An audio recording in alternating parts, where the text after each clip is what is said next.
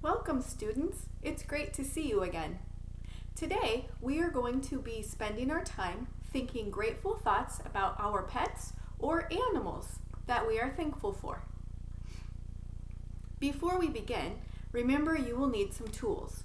Make sure you have your journal, a writing utensil, and colored pencils or crayons if you want to make an illustration after your writing.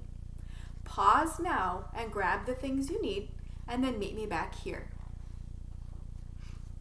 Remember, grateful or thankful feelings are when we feel positive about ourselves, when good things happen to us, and when we notice kindness that is happening around us or to us. So today, we are going to focus on being thankful or grateful for our pets, or for some animals that we may know, or animals that live around us. I'll give you some examples. So you might look outside and see squirrels running up a tree or running up your fence or maybe running through the grass. And you might be thankful for those squirrels because sometimes you might feel a little bored, and when you look outside and you can see those animals running around and playing, it's fun to watch and it gives you a break from what you were doing for a bit. You might also be thankful for birds that fly into your grass or land on your porch, that are looking for worms, or maybe you have a bird feeder that they eat from. Birds are fun to watch and come in many shapes and sizes. You may have a pet at home, maybe a cat, a dog, or a fish, and there are a lot of reasons to be grateful or thankful for our pets. They're fun to play with, they snuggle with us, they talk to us in their own way, and they just provide us with a lot of joy. So our pets are easy to be thankful for. So I want you to take a couple of minutes and think about, if you have a pet, think about why you are thankful or grateful for your pet. You might have a pet and also want to think about other animals you're grateful for. And if you don't have a pet, you can think about animals that you know. Maybe your neighbor has a cat or a dog that you love to be able to see. Maybe somebody in your family, your grandma or aunt or uncle, has a pet that you enjoy spending time with. Think about animals in your life and why you feel thankful for them. Go ahead and pause your video, do your thinking, and then meet me back here.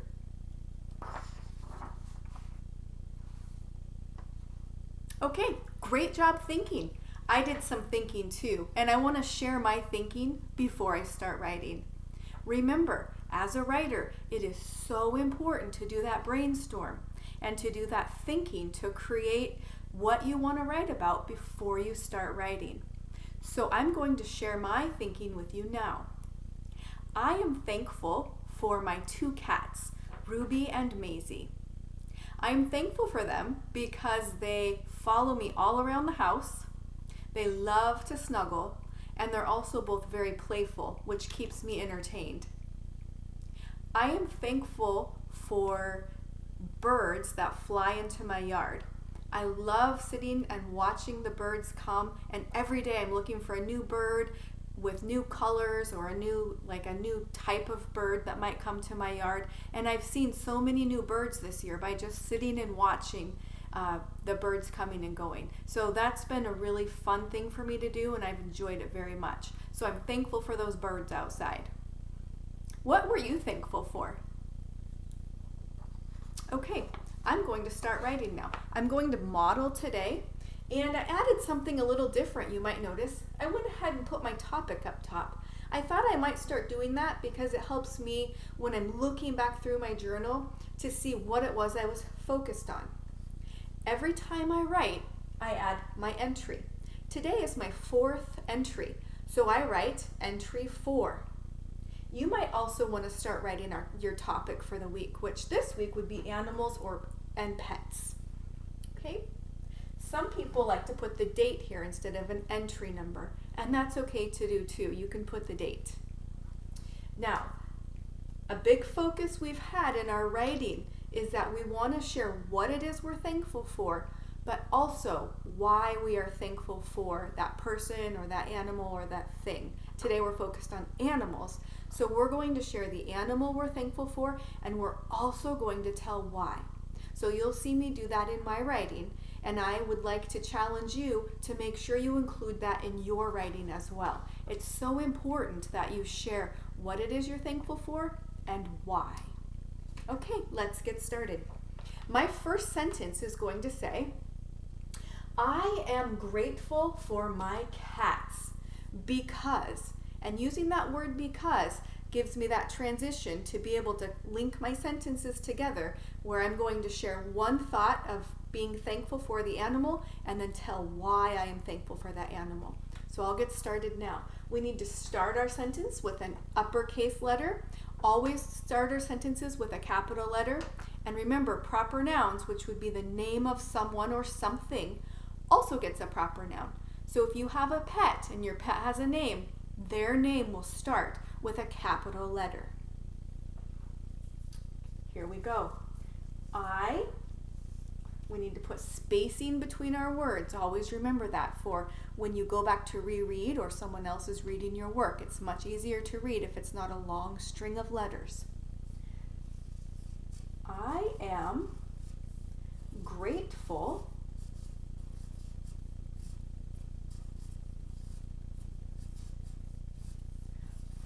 for my cats, and because I have more than one, I'm adding that S there, for my cats, and I want to share their names, so I'm going to write Ruby with an uppercase R because it's her name, proper noun, and Maisie. Because, now this is where I'm going to tell you why I am grateful for them. So, I am grateful for my cats, Ruby and Maisie, because they are playful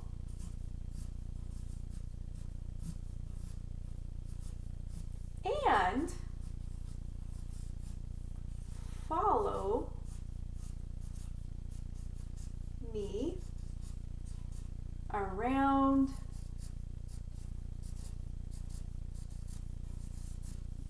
the house. Now this is the end of my sentence. So what do I need? That's right, I need punctuation. So I'm going to add a period because this is a statement. Okay. Now I'm going to continue with another animal that I am grateful for. And I shared earlier, I'm grateful for the birds in my yard. I'm going to write about that now. This time I'm going to say the word thankful because grateful and thankful are both feelings that we're sharing in this journal. So I'm just changing it up a little bit with the wording there. So remember I am can become a contraction of I'm. We just need that apostrophe. I'm thankful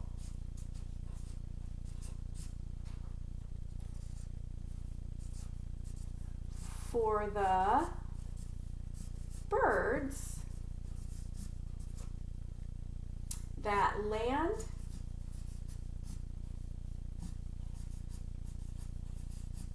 in my yard.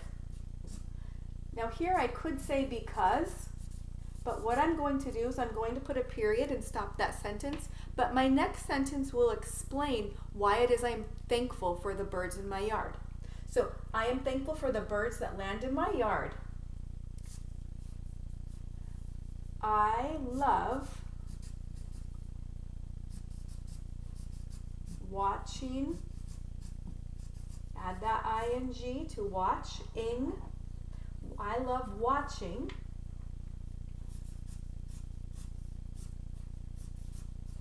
all the colors and sizes of birds, period. So this explains why I enjoy those birds. So remember, when you finish your writing, you're not quite finished, always go back and reread. The reason that we reread our writing is so we make sure that what we've been thinking is reflected in our writing, because sometimes our mind goes faster than our pencil. So let's check to make sure that what I wrote was what I was thinking. I will read out loud.